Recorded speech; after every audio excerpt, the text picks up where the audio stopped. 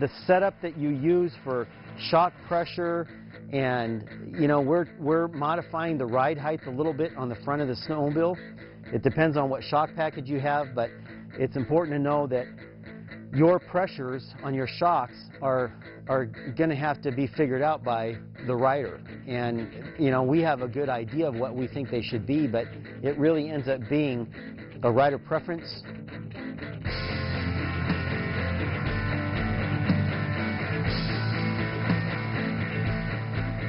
The front suspension of a snowmobile cannot be tuned separately from the rear suspension. They interact quite a bit with each other. So during our testing, we were playing around and changing the rear suspension as often as we could. We changed shock pressures, limiter strap adjustments, things like that. And they make huge changes to the way that the front end feels.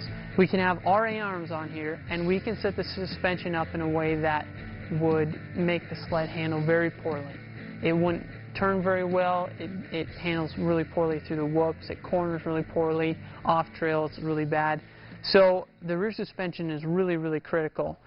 We'll have some recommended settings included in the instructions for the A-arms, things that we found worked really, really well for us. That's just one thing we wanted to mention, is the rear suspension setup for the style of riding that you're doing, the type of rider, all of that, it's very critical. With these machines, we put in a timber sled rear suspension. The reason we use the timber sled is because we've used them before, had pretty good success with them, pretty happy with the timber sled. It's a lot lighter than stock. Depending on the year of your Nytro, it's lighter than some years. The newer the Nytro, Yamaha did get a lot of weight out of them, but it's still an improvement in weight. We use the OFT racing wheels and rear wheel kit with the axle. You can't just change a front end on the Nytro and get the performance you need. You can improve it drastically, but if you wanna ride and see the Nytro perform in the video, see your Nytro perform like the ones in the video, we think that you have to do other things. There are other improvements to make to it.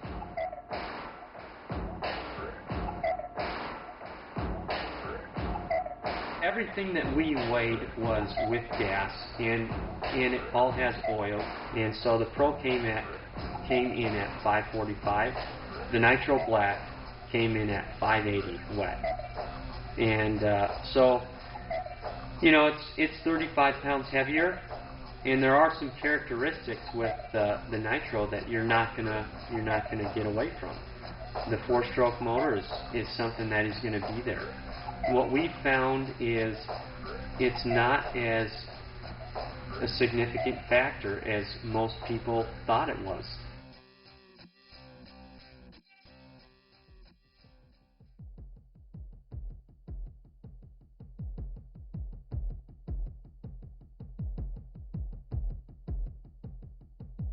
I'm Kyle Yachman, and I'm Jeff Torgerson. We're the owners of In Tune Motorsports, which is a motorsports service center located in Cold Spring, Minnesota. My first season involved with snowcross racing was in the 2008-2009 winter.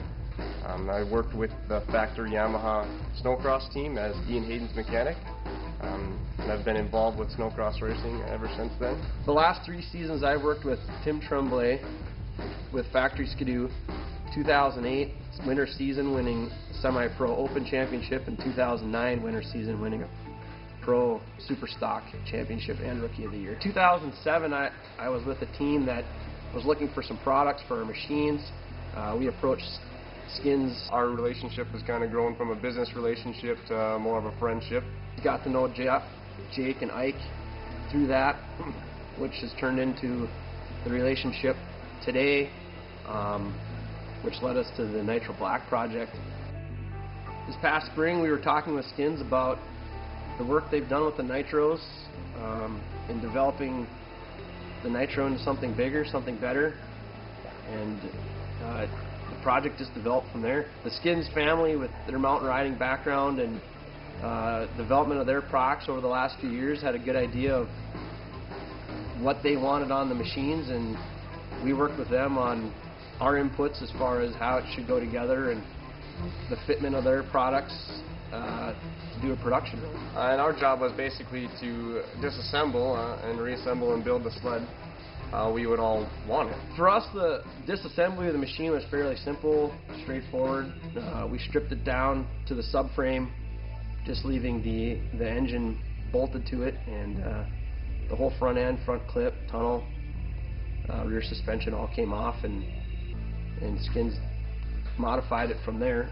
Once everything was disassembled, we all kind of put our heads together about how we want to go about reassembling it, what kind of gussets we want to add, what changes we would make, and obviously we'd be installing the Skinz products on the machine.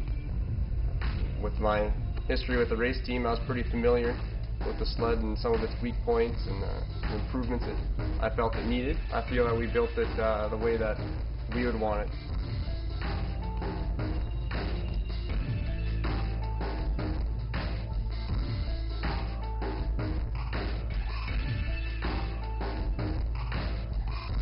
We can take a brand new machine that's never been used before, ridden like this blue one here, and turn it into a Nitro Black, or we can take a customer's current Nitro and turn it into a black.